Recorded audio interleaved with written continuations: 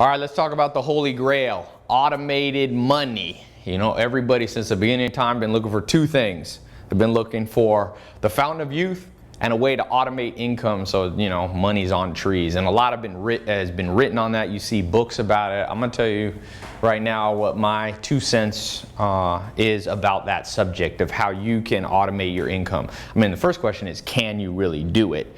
And so there's about 10 things that I've written out because this is one of the most common questions that I get. Let me give you a few of them right now. So the first one, if we're talking about automation, so that, you know, this is the dream, like you wake up and there's more money in your bank account than there was the night before. You didn't really do anything, you know, you set up a system and it's just rocking and rolling. So can you do that?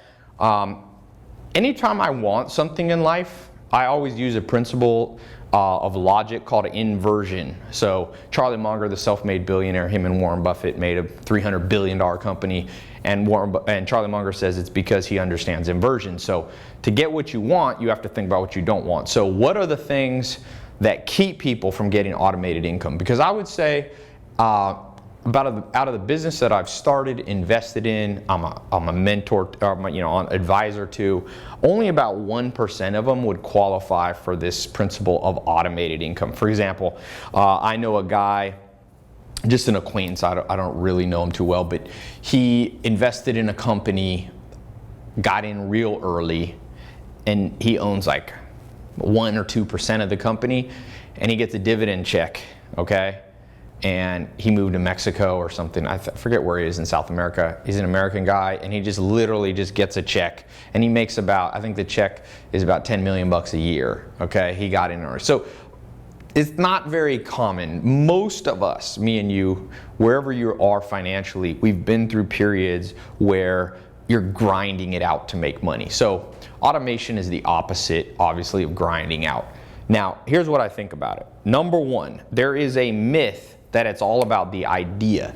So I kind of classify people that I meet by the myth that they bought into. I do this on myself. I'm like, Tai, what myth have you bought into today? The idea myth, I'd say about 90% of the world is into that. And I see that as an investor. People come to me and they go, Tai, I got the idea, I got the idea, I got the idea. So what happens is people wait forever for their magical idea. So they think it's going to be something that, you know, they're going to wake up one morning and go, boom, that's the business. Ooh, the next Snapchat.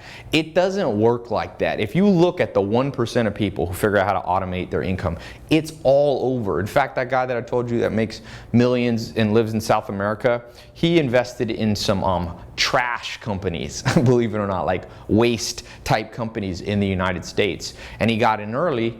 And so that's not a business that you would traditionally, idea-wise, think would bring you the holy grail of the goose that lays the golden egg. So the idea, if you buy into the idea myth, I'm going to tell you what I can predict about you.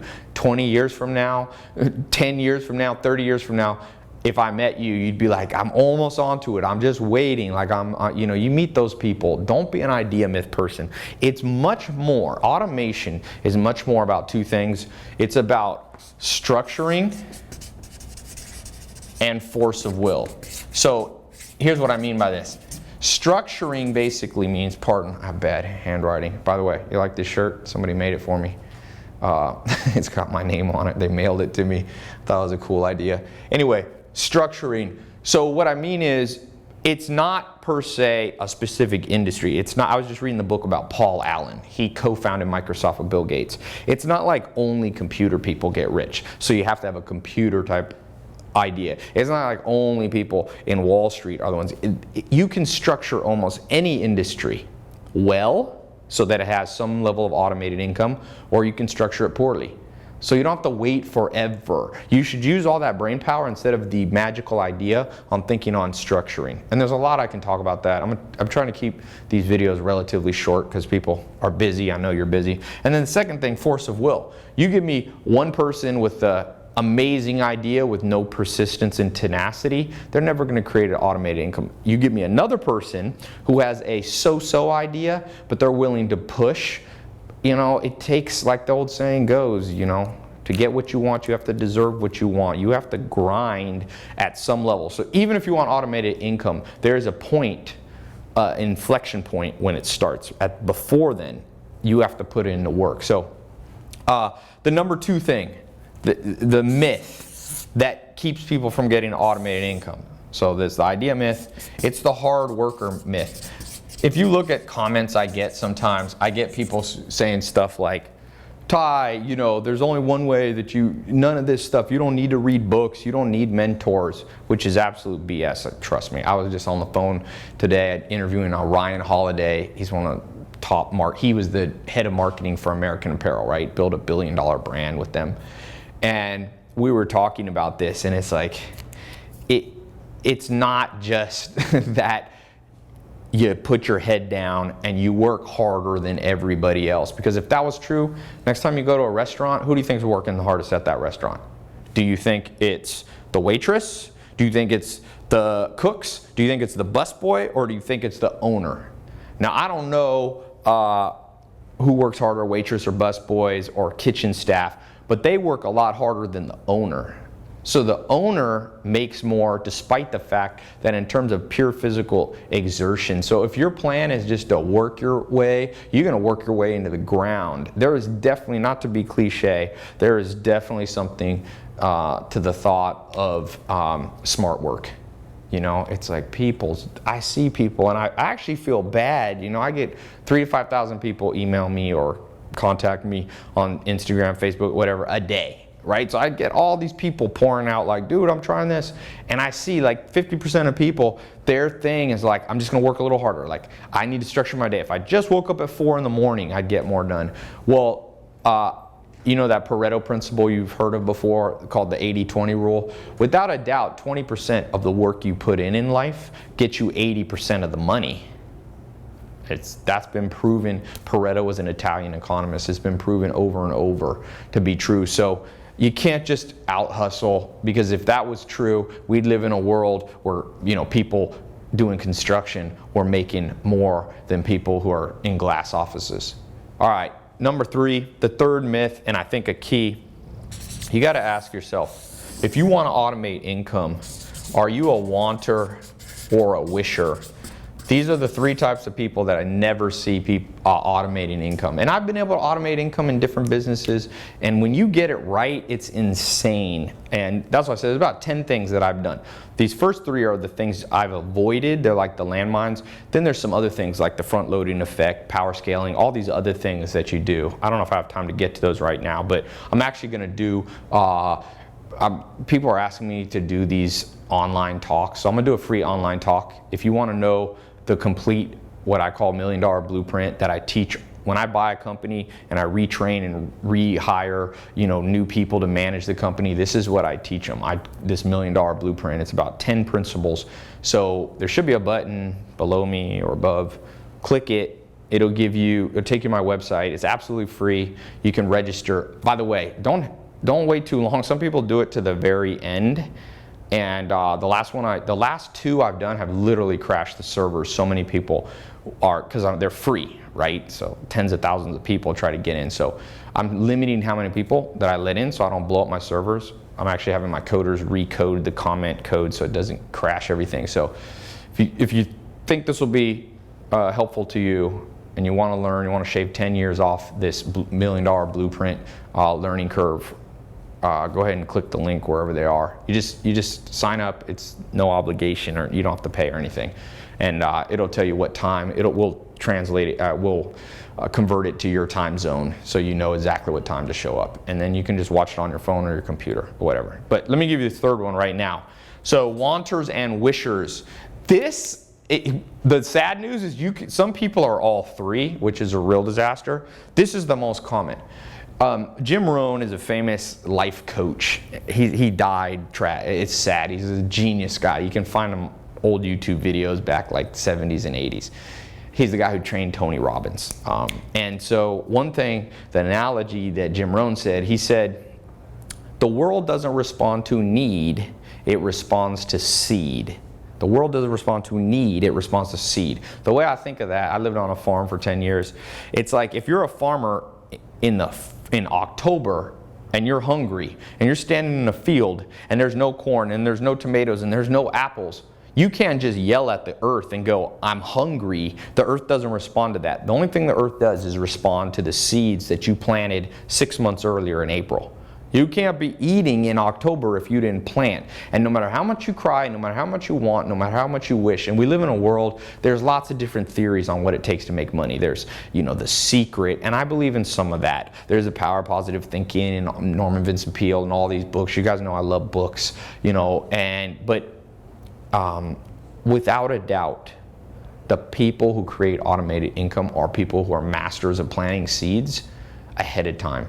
And 2,000 years ago, I think it was Lao Tzu, a philosopher, said, prepare for what is difficult ahead of time.